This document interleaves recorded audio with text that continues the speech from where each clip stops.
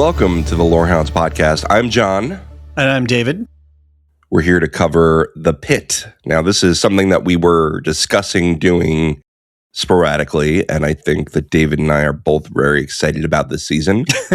And so we're here after episode 1. We're going to give some initial impressions and, just kind of talk through the first episode. A lot of setup, but let's talk through it. Let's give our initial impressions. Let's talk about what we're excited for the season in a quick pod.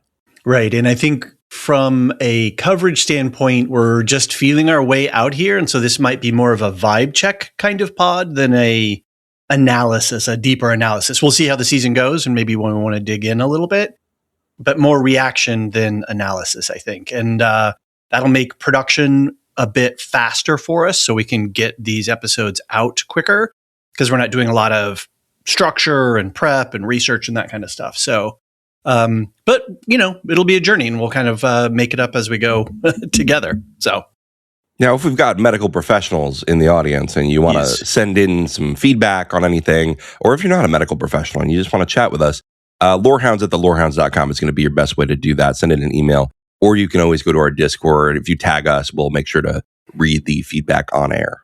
Right. And we have a channel under the general TV forum for just the Pitt. And I think people are using spoiler tags there to be respectful. So yeah, I would love to hear from some medical professionals. I have so many questions about how the rotations work and when you're a med student and, all of this stuff. I'm an MS2. Like, what does that mean? And what is an attending versus what are the other names of them? Resident, yep, all of these kinds of things. I'd love to hear some insights about that. Yeah, I actually did go down that rabbit hole. Good for you. I thought about it this morning. I was too busy. And attending is, in charge. They are an independent doctor. They can work independently. This is my understanding. This is my layperson understanding, to be clear. They are the head honcho. They are supervising here. The resident now is nearing independent practice. They are a resident for several years. Then they take their last boards and get certified in their specialty. But they've already taken some boards, from my understanding, by the time they're a resident. Got it. And even that's why some of the interns are still called doctor, is that they have taken some boards and have earned the right to be called doctor. Right. Because I was very confused about that too. Why are you calling an intern doctor, right? But I guess there is a level of medical school where you already earn the title of doctor. And to me, it kind of I think of when you're doing certain things, even though you don't have maybe the official title, we still confer upon you the imprimatur of that. So you may be like a lieutenant in the Navy, but if you're in charge of a little boat or a ship, they call you captain, right? That's just sort of a thing that you do. So it gets trickier with license titles. Exactly. But, and that's why Whitaker, if you'll recall in season 1, because I just binged season 1. If you'll recall in season 1, somebody calls him doctor because I'm about a year away from that. Right. He actually corrects somebody. Right. Speaking of season 1, you binged it just recently, and the Pitt made a lot of our top 10 across the community. And there was a lot of late season buzz for the show as people were discovering it and hearing people.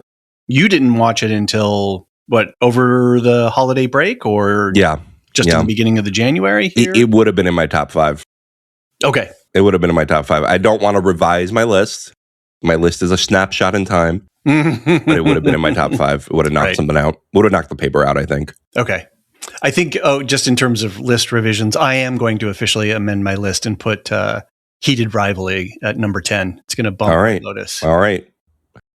Well, just quickly before we get a little bit further into the episode, if you want to support us directly, if you're having fun with us here, you can go to the link tree in the show notes, find our Patreon and Supercast, and you get a lot of bonus content. We're doing second breakfast this month on winter beverages. And we're going to be doing a movie, probably Fargo, maybe The Shining. There's a couple other options in the poll. If you're a subscriber, it's still open. But for now, it looks like Fargo's in the lead. So if you're not in a Fargo-y mood, better vote. That's right. Or vote for the Beavers one. Yeah, David, you in the Beavers movie is like Whitaker in that patient in season 1, where he just won't give up. He just won't stop. Basically. And I'm Robby over here going, call it. Dude. Just call it. He's dead. So what did you, just snapshot, what was your impression of season 1? Because you and I haven't talked about season 1. No, yeah. Other than you were bombing my DMs with the Pitt. You ready to should we talk about the Pitt? When can we say, and I was like, okay, John's in. That's great. But I'm curious to just your, again, snapshot in time. Like, what did you think about season 1 overall, besides positive vibes? It took me a couple episodes to get in because it's so fast paced. It takes a while to like learn the characters. And I expect that to be the case in season 2 as well, right? We're learning new characters. We're picking up where everybody is in their lives. But once I got into it, I was like, this is one of the shows of the year, right? Like, this is incredible. It's so unique in, the only medical show I really ever watched was House, right? And that's is that a medical show? It is, because there's a case of the week. Sure. They're looking for the diagnosis. There's a formula, right? Oh, but you try this thing, it failed. You try this thing, it failed. Oh, wait. He cracked the code. It's never lupus. That's what he always says. And then one time it actually was lupus. Does he have, right? That's the twist. That's the big season ending twist. Does he have a plucky IT assistant who has multicolored hair and wears sort of cool hip clothes as well? He does not. There is like a hipstery resident that he has later, but anyway, we're not here to bury the house. There's actually ghosts in the later seasons of House. Like, it goes off the rails. I just want to be clear. Anyway, point is, I've seen the procedural version, right? Yeah. This is not that. No, because being one shift, you have regular or recurring rather patients. And that's really interesting. You have the characters all going through one day, and that's so unique. It's the way that the camera will follow Robby from one room to another, from one chaos to another piece of chaos, with a brief respite in, I have to go to the bathroom. And that was a great running gag. Yeah. It just does such a good job of really feeling like you're there with the people and feeling like it's real. And also, like, what an incredible way. I've learned how to schedule posts on Blue Sky. So I've been posting some of these thoughts. But what an incredible way to address social issues in a not after school special way. That was one of my big props for season 1 once I got into it last year. Because I came in with that, this is a Noah Wiley ER, fading glory, grasping for one last shot at significance in the cultural zeitgeist. And then I think, maybe episode 2, I'm like, oh shit, this is social commentary. Right. Buried in human drama, buried in a whole bunch of other stuff. Not buried, but I think it's one of its central pillars is that if you know nothing about the American healthcare system, we have amazing technology, but our health outcomes suck because the delivery system is so crushed and overloaded and distorted from, where you are, what population center, what the density is, what are the funding mechanisms. And so to get that without it being finger waggy, I think was really important for me as a show to be something more substantive rather than just medical drama of the week. Right. And that was so tricky, like mass casualty events, right? Like these things that feel like they could have really quickly gone into an after school special, right? Really quickly been, yes. There's actually a really great podcast I should link in the show notes about after school specials. Oh, that would be where it's from. I've talked about this podcast before. I'm a big fan of it. You're Wrong About, and they go back and they talk about like the after school special trend of like the 80s and 90s. Can we acquire them? No, they are way bigger than us. Oh, really? Okay. They acquire. Wow, that's a great concept. I love that. Yeah. It's a great podcast. You should check it out. Okay. What's it called again? You're Wrong About. Okay. I'm going to look it up now. So anyway, I think that this show did such a brilliant thing in that, and it did a brilliant thing in making Robby this unique protagonist where he is a strong man. He's a strong, manly man, sarcastic, glib, breaks all the rules, move fast, break things, get through the case, get, results oriented, but he breaks up at times, right?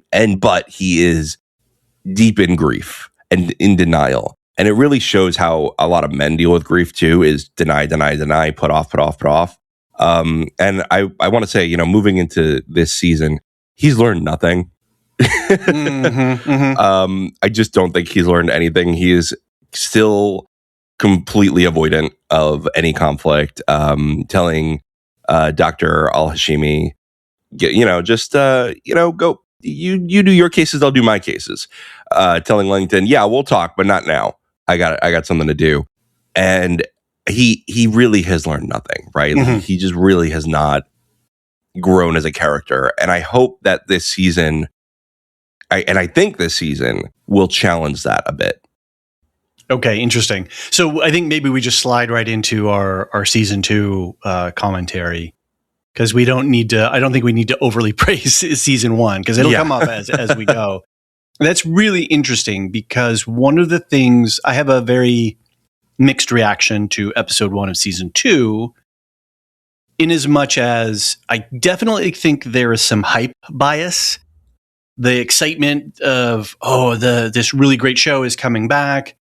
And then the season drops and you're like, that didn't hit me the same way. A couple days ago, I rewatched season 1, episode 1. I think that was a Monday or Tuesday night, maybe. And then Wednesday night, I watched episodes. How many episodes was it? I forget. The last 2, 11 and 12. It must have been. There's 15 episodes. It's a long 15, season. Okay, yeah, that's right. So I watched 14 and 15 because I just wanted to bookend and just sort of remind myself and immerse myself in the world without doing a full rewatch, because that would make me a nervous wreck. And the first episode, the first opening shot of Robby walking through sort of pre-dawn, it's pre-dawn, he's walking through the park, and there's this great song that has just been on heavy rotation on my list, which is called Baby from Robert Bradley's Blackwater Surprise. Okay. I adore this song. And it's just been like I've been shoveling ice and I just have it on loop, on repeat. And it just set that mood. And then all episode 1, I had that feeling of being transported. I was on the edge of I was on the verge of tearing up throughout the entire episode. So going into season 2, episode 1, my expectations are heightened. So I recognize that in myself, that my calibration may be off, but there were things about this episode that I actively disliked. And I'm afraid that overshadowed some of my appreciations of what is there. And so I've been trying to balance myself a little bit this morning. But it's interesting the way that you note that Robby hasn't grown. And I think that sheds some light on the approach that I have with him on this. So in Pennsylvania, it is legal for adults over the age of, I believe, 21 to not wear a helmet while riding a motorcycle. I was so pissed off at this opening that he overtakes on a bridge with no sight lines, overtakes an ambulance with its lights on, and then is following the lifted truck with the double American flags flying off the back. And I was like, and it just felt a little bit like Mark Zuckerberg on one of those, wave board things, holding the American flag all greased up with his like 15 layers of sunblock on. And I was just like, what the F is going on with the start of the show? And then now that you say that, that makes me think, are they signaling that he is this life-saving force, right? He is this dominant force in people's humanity. I mean, some of the season 1 episodes, the one about the death and grieving, was it the Native Hawaiian culture? I believe it was, of a sort of a little process to go through grief, or having a little moment of silence when, or the you're conflating 2 scenes, but I'm mixing a bunch of different scenes. Yeah. So we see he's very invested in humanity. And, he talks to his friend at the beginning, Jack Abbott, right? They're up on the roof. And I love the way that they bookended the season as well, with them both being up on either sides of the railing, all that. So here he is, this incredible force of humanity. And then he's just blatantly disregarding his own humanity by riding without a helmet and then passing an ambulance on it with no sightlines. And I was just within the big truck. And I was just like, what is going on here? But if you're pointing out that, oh, no, that's a checkpoint. Robby hasn't grown, and he's disregarding his own well-being. That's an interesting clue as to what this season might be about. I have seen many people raise the same issue from season 1 on Reddit, because I scoured the Reddits for thoughts on season 1, because I had to talk about it, right? I just had to look at people's thoughts. A lot of people were like, an emergency medical physician isn't wearing a helmet, and they were like, no, you'd be shocked at the amount of emergency medical professionals that don't wear helmets or do other risky stuff. Being risky, and risking in some ways. Interesting. And something one person said, and I don't know if this is true, this is one person's random opinion on Reddit, but they were like, some emergency doctors say, I'm not going to wear a helmet because I've seen the aftermath of a motorcycle crash, and I don't want to live if I crash. I don't know. That seems extreme to me. That gets into a very discomforting conversational space for podcasters as to personal ethics and these sort of moral and value judgments, society versus the individual. Right. So we want to be careful about that. People say, like, how many doctors smoke, how many, you know what I mean? Like, drink or Langdon with his substance abuse, right? He's self-medicating his trauma. There are so many people who tell everyone how to do things in their careers, and rightfully so, right? Like, they're trained and they do it right, and then they don't follow any of that advice. Right? Like, I actually think that's not totally unrealistic. And I think, and that's where I'm open to the signaling that the show did, while I'm still upset with the visuals, because it just felt jingoistic in a moment. And I was just like, oh, wait a minute. It's all bright and sunny, and there's American flags fluttering in the breeze, and there's this sort of indie rock song kicking in the back. And it just really struck me as a strange tone. And then he's on this old, I'm not sure what kind of motorcycle. I've only seen the episode once just last night, so me too. I haven't done these deep dives. But, and he's going off to the Badlands, and is this some sort of Jack Kerouac on the road, the Zen and the art of motorcycle maintenance and whatnot. And he's got this sort of cool beat up jacket, and there's just a vibe there that I was just like, it just felt too much like the writers writing and not Robby the character being expressed. So that was one of my critiques. I hear you. And I can, people can come for me. I would just not be shocked if this season is bookended by him riding off to Canada in a helmet.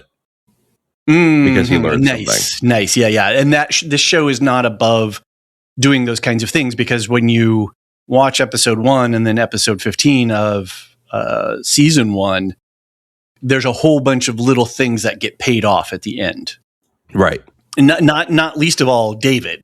But a bunch of other stuff. So yeah, they're totally going to do that. And I think that's the baby in this season. That's going to be the season arc story. Of Robby's growth? No. Besides Robby's growth, the other sort of medical mystery, house, style medical mystery thing is what's up with the baby. Okay. And then that'll pay off somewhere towards the end of the season, right? And then there'll be something that'll sort of echo out from that. That's my prediction. One of them's going to be a parent by the end of the season, so we'll see. Meaning that the baby's going to get adopted, or by one of the doctors or nurses. Okay, that's interesting. I don't know. Because did we see Dr. Collins? Because she was pregnant. Yeah, she's not. It's not her. She is not in the season. She has said she's not. She's not in the season. She's not returning. I've seen mixed things. I've seen creative reasons. I've seen. I don't think creative differences. I think it's like they wrote her out for a story reason. Interesting. And I don't know if she'll be back in a future season. Who knows? But yeah, she's not in the season at all. We know that already. Bummer. I really enjoyed her. Yeah. And I saw a little behind the scenes things. And I think her and the actor Dennis Whitaker or Whitaker, and I don't have the actors' names here in front of me, so I apologize. But they're both, I believe, they both had British accents, British sounding accents when I saw their behind the scenes little conversation. So, and Whitaker is like playing a great Iowan farm boy, right? So, yeah, it's very believable. That accent's really good. Let's take a quick break, David, then we'll get back to the episode. Perfect.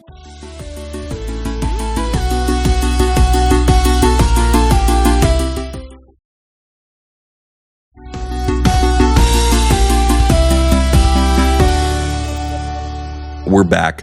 I want to talk to you. We've been skirting around this thing, but about the parallels that this show likes to raise. This show loves a good parallel, right? Mm-hmm. And here we have Robby and Baran, right? Robby and Baran al-Hashimi, new attending that's going to be replacing Robby during his sabbatical. He's going on a 3-month sabbatical. And this is clearly a rule follower versus a rule breaker. Totally thing, right? Big trope set up, right? And the busybody versus the vibe check, shoot from the hip kind of super experienced guy. Here's my prediction, though. Mm-hmm. She got set up as being the annoying kind of antagonist this episode, right? Totally. Doesn't get it, doesn't have the experience, up the butt of the hospital administrator that nobody likes. But I think that by the end of this season, we are going to be rooting for her and less rooting for Robby. Interesting. I think they're going to set up as, hey, both can learn from each other, but Robby has some issues with the rules too, and that can sometimes hurt a patient. Agreed. And that can sometimes hurt the staff. Interesting. Okay. I like it. I like this prediction. So I think that we're going to have a sort of a picture 2 lines, because this is an audio only podcast and I'm not on camera for you either. Picture 2 lines. One's going down at an angle and the other one is going up at the same angle, and they're crossing. And I think that's what we're going to have with doctors Robby and al-Hashimi this episode. Okay. This season, rather. I think for a few episodes, she's going to keep getting worse, and they're going to make us really not be into her. And then it's going to flip, and we're going to start feeling less sorry for Robby. Okay. And they give there's potentially a little breadcrumb there with his relationship with Langdon. Yeah. Langdon is clearly taking on he's showing us that, they showed us, sorry, the writers have shown us that Langdon is starting to do the work, right? He's going to, what's the character's name who he has a conversation with? I can never remember the patient's names. Right. So many names in the show. Anyway, he's talking to the character who he stole some of his medication from. And in a very sort of wooden way, he is admitting that he did wrong, and he is sort of acknowledging the harm that he did, and making sort of a promise that I am doing the work to get myself better. And that is all very part of the recovery world, right? And so they're signaling that he's doing that work. And he goes to Robby to say, hey, we need to talk because I have to account for myself because I hurt our relationship and I broke the trust that you had in me. And I want to acknowledge that so that we can begin the process of rebuilding. Right. And Robby just blows him off in kind of a really rude and dickish way. Pardon the language. And I was like, damn, Robby, that was just cold. Just say, hey, like, let's meet at break, or, whatever, like, let's go get a beer afterwards, or let's take 5 minutes and go get a coffee right now so you can tell me what you need to tell me. Maybe don't invite him for a beer while he's in recovery. But yeah, that's a good point. That's a very good insight, John. Yeah, very good insight. But yeah, it was just, or just say, okay, say what you need to be now. And you don't have to accept it, right? But, like, give the guy a chance to say his piece. And he didn't. And that was really rude. And I felt the brusqueness of that in the moment. And it's not the only time he was brusque in this episode, right? He's in the the trauma room with Dr. al-Hashimi, and he goes to her. Does the VA even have a trauma center? That was totally brutal. I mean, right? that was really belittling, and that wasn't Yes. okay. And that's why I think that that's our first tease towards where this season is going. Mm-hmm. Is we are going to be less into Robby and more into Dr. Al-Hashimi. You bring up Langdon. I think that's another parallel. We have Robby's last day before sabbatical overlaps with Langdon's first day back after rehab, right? Yeah, very good point. And one, that makes for a hilarious coincidence of one more day and on either side, and these guys would have not had to see each other for another 3 months. Robby would have come back with a Canadian tan and, happy and ready to go. And Langdon would have been able to find his footing at the hospital again. But no, both of them have to go through a transition together. Mm-hmm. Right. And this show is all about trial by fire, right? Like put these characters into these intense situations and then see what happens. Right. Right. So I'm really interested to see how that goes. I think, I really liked Langdon in season 1 until he started going off the rails, right? Like he was a dick to Santos, but in fairness, Santos was making a lot of decisions that would have probably gotten her fired in the real world. Right.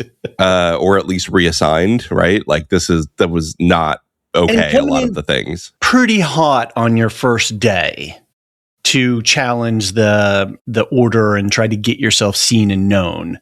Yeah. And she does bully. I don't love, she's still using Crash, right? That's not great.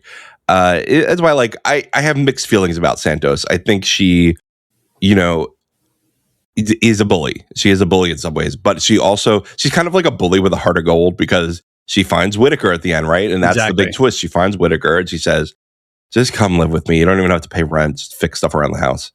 I mean, that's pretty good. There's the conversation that she has with the young man who overdosed and she, gave the something blue medication, and she sits and talks with him and she opens up and has an authentic personal moment with him and shares an insight to her humanity to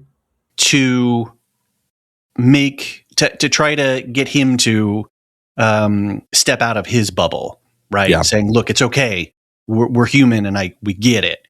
And I'm human too. And I want to make sure that you're getting the care that can help you.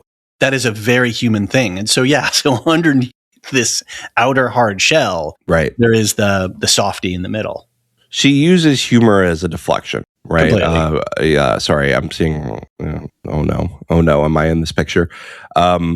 No, but she uses humor as a deflection. Yeah, you were having an authentic moment yourself.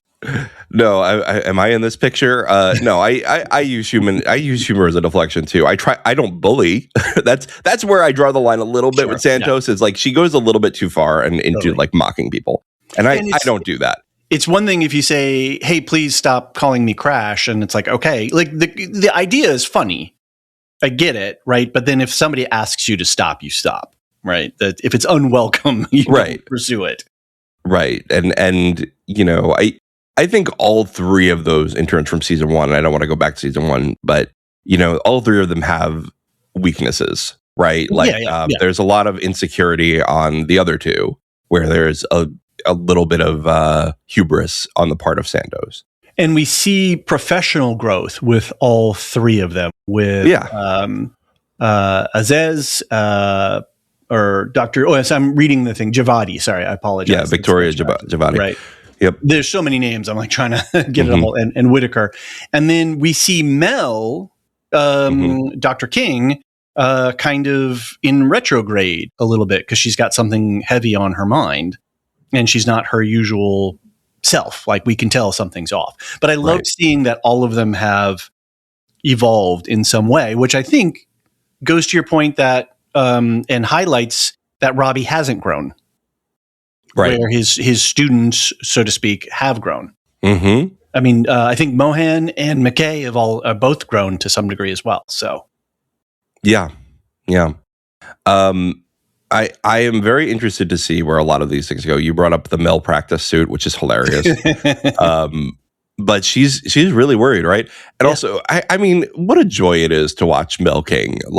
When she's stitching up that patient and he's trying to ask her out, And she's like, I don't drink coffee. And then he goes, what about boba? And she goes, I love boba. The way she pauses for a second is so funny. Yeah. Oh my God. But the malpractice suit, I have heard discussion of what it could be from season 1.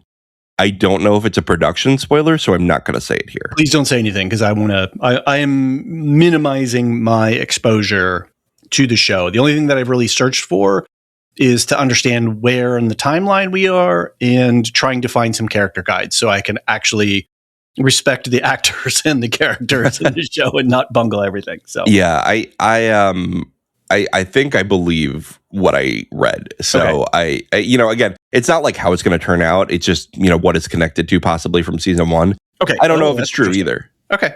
I don't know if it's true either. Well, you can win some internet points if you're, no, I can't because I'm not going to say it. Right. Well, yeah, no, but you could. But then you pulled it from the internet. Yeah. So I don't think I get any internet really points. Your own personal prediction. Yeah. No, I think it tracks. If we'll see where it goes. I have a lot of questions. Where is Collins? Like you brought up, what's the malpractice suit? Do Santos and Whitaker still live together? Yeah. Big question. 10 months. Right? Yeah. Where's everybody out? There was some comment that I think Garcia said in the trauma room with that first case, something about Whitaker and his living situation, and it blew past me. And then I was like, wait, I didn't even notice. Yeah. So definitely on a rewatch, watch that. I think it was Garcia said something to Whitaker. That's the one thing about this show is it's so rapid fire and like, look, it is completely unrealistic that nobody talks over each other. Everything is said in exact, right. They take turns. Nobody steps on each other's words. It's completely unrealistic, but I love it anyway. We have some conceits for the television show. Yeah, that's fine. Yeah. I am very excited to see where all this goes. The new characters seem interesting. We already talked about Dr. Al-Hashimi a little bit. Worked with the VA. I'm sure that's going to come up. Mel worked at the VA as well. Yeah, so Mel King, and I forgot who else said that they worked with Dr. Al-Hashimi at the VA. Wasn't it in this episode? Again, one of those. It was in this episode. I just can't remember. Yeah. Yeah. It's hard to, well, we're recording on a Friday morning after this dropped at Thursday night. And so. Right. Doing. You're getting the hottest of takes. No more tepid takes from Pluribus. Yeah, sorry. We were just so placid and comfortable in that, We only want to help you, Carol. Speaking of which, we're doing our season wrap, you, me, and Nicole this afternoon. And so that'll be out this week. Yeah. So stay tuned. Gonna be good. Gonna be a lot of fun. Joy Kwan with her phone going off every 3 seconds. Okay. That's interesting. I was so happy to see the return of who's the doctor with the iced coffee? Yeah, he is. Was that Dr. Shen? Dr. Shen, yeah. I love his iced coffee bit. I thought that was a little inappropriate from a patient standpoint. It is. He should not be doing that. But I love how the way he purses his lips to take a sip is like, it's clearly like an acting, like over exaggeration of it to draw attention to it. It's just so funny to me. Yeah. It was in every shot that he was with. I was with the giant orange straw. I was like, what is going on here? He's just got his Dunkin'. He's ready to go. Shen runs on Dunkin'. There you go. Good marketing opportunities. That's right. Yeah. Dunkin' paid good money for this. That's right. That is a good product placement. Multiple shots. You ever watch 30 Rock where they say like, Verizon's so good, can we have our money now? Such a good show. Anyway, cool. You also have James Ogilvy. Am I saying that right? He's a 4th year who's with Joy Kwan, a 3rd year. They're training under Dr. Whitaker. Oh, those are the newbies. Right, those are the new interns. And then you've got Emma Nolan, a nurse on the first day, who has to spend her first hour showering an unhoused man. Gentleman. Yeah. Yep. Yeah, I don't know how I felt about the new interns. There was a real wide gulf between their affects, and they got under my skin a little bit, and I just need to be patient and let the story unfold. Yeah. Yeah, I think we just have to, quick pause on that one. Yep. I also want to mention one other moment that really struck me, which was Whitaker doing the moment of silence with that man and with Robby behind him and taking in the last moments he had a DNR. Yep. They were like, then we just stop and that's that and that's the end, and they're all ready to move on. He goes, no, we do this do thing. a moment of silence. And I thought it was hilarious that he goes, silence your phone, because it wasn't his phone that went off in season 1. It must have been. That must have been. That's I think it was. Yeah, because they made a very clear point of him saying that. Right. And Robby just peeking in and like giving a little smirk and then, shutting the door out of respect. I thought that was great. Yeah. Yeah. And I think that's, again, going to your theory that they're setting up growth versus non-growth. Mm-hmm. Who's stuck and who's moving forward. Right. I do think that Robby's going to show some growth this season. I think that's the point of this season. Okay. I think that season 3 might be a night shift season. I think they might give Robby a break. Oh, that'll be interesting. Right. We'll see. Because there's only so far you can take some of these frameworks, and we'll need to move it around a little bit to see. And if they keep building an ensemble, and I think this is an important part too, to tag on to that half thought I just started. One of the differences between this and ER was that in ER, we got into people's lives and who's with who and, careers and lives and all this kind of stuff. Where if this just stays in the hospital, in the emergency room, how are we going to develop story? How are we going to develop character over time? What are they thinking for this? Like 3, 4, 5 years? How many seasons? Because this is a high intensity show, and that's going to be hard on the actors. And if as these stars come up, they're going to want to go off and do some other projects, right? And expand their repertoire. So it'll be interesting to see where they go with the structure after season 3. But I think that's a good theory. Yeah. Well, I think that's about all I have to say. I don't know about you. Yeah, no, I think we hit all my main points as well. And part of our conversation prior to this was like we weren't really sure how we were going to do this or what our frequency of coverage is. But now that I feel we've got a little bit of a template, I think that'll help going forward and paying attention to details. And then again, like you said, there's a setup episode. So as they're starting to put in these little story and plot devices, we'll have more to talk about as those start to play out and get connected. Right. Any theories as to what the lab reports for the infant might be? I was thinking pandemic-y kind, like infection, highly infectious kind of thing or something. Bubonic plague you're going with? Yeah. It's not lupus. I'll say that. It's never lupus. Well played. Well played. All right, let's get out of here. Don't forget that we're covering A Night of the Seven Kingdoms. That's our flagship show. We're going to be a lot more structured for that. And it's going to be with us and Properly Howard, Steve and Andy. So structured that we're going to have 3 different episodes a week. Yeah, it's going to be wild. So check that out. It's going to be a buddy cop mystery. Going to be a buddy shop adventure in Westeros. And I think that's going to be a lot of fun this season. Like I mentioned at the top, we've got bonus episodes like Second Breakfast and Elevensies coming this month with Alicia's birthday month. So she is going to be leading the charge on that. Oh, another quick shout out. I'm going to be talking with Ian from the Captain's Pod later today as well. They are going to be covering Starfleet Academy, the new Star Trek offering. And I was going to chat with him a little bit, and we'll have a short episode out about that. So if you're a Star Trek person, you'll have some prep for that and their coverage. Very cool. Props to our friends. Radioactive Ramblings is covering Fallout Season 2. So go over there if you're confused about where things are in New Vegas. Such a complex story. There's so many storylines. I'm like, how do I keep it all in head? Yeah, you gotta get the coverage there. Yeah. So go check out. I didn't realize too, when Aaron was talking about the lore, like there is so much freaking lore in this world. They've been making it since the 90s. Yeah, that's wild. Absolutely wild. Yeah. So go check out Aaron's gang of hooligans over there. And they'll walk you through New Vegas. In season 2 of Fallout, Nevermind the Music has their weekly coverage of music and psychology. I've been enjoying their coverage. You need to do your side track episode. I know. things happened that prevented me from doing some projects. You're a little busy. For a little bit, but I'm getting back on track here. And we've got a Silmarillion story coming on the main feed too, and on the second feed. So yeah. Since we're not getting Rings of Power this year, I don't think. No, I think we are. Oh, we are? Yeah. Oh, that's probably exciting. coming later this year. Yep. Ooh, are we going to have a head-to-head with House of the Dragon and Rings of Power? I don't know. It could be. Okay. Back to the classique. That's right. Who won the week kind of stuff. All right, cool. All right, well, let's get out of here.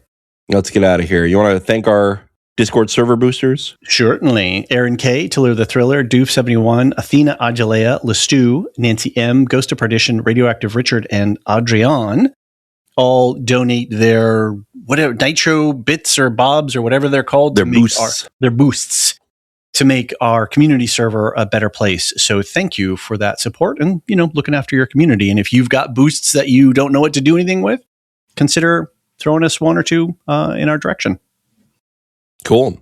And our Lore Masters, our top tier Patreon and Supercast subscribers, and we had a few gift memberships too. Very exciting. So Martian, Michael G, Michelle E, SC, Peter OH, Nancy M, Duve71, Brian 8063, Frederick H, Sarah L, Gareth C, Andra B, Kwang Yu, Nathan T, Sub-Zero, Aaron K, Dally V, Mothership 61, Gnarls, Kathy W, Lestu, Jeffrey B, Elisa U, Ben B, Scott F, Stephen N, Julia F, Kali S, Ilmariel, Paul K, Rocky Zim, Jessica A, Red Zippy, the TCS, Dopamine, Catch It, Ellen R, Mrs. Tennant, AC Wilson, Eli W, Cassie K, Chumbaruni, Katia? I don't know. Katilla? I always thought it like of a Godzilla like.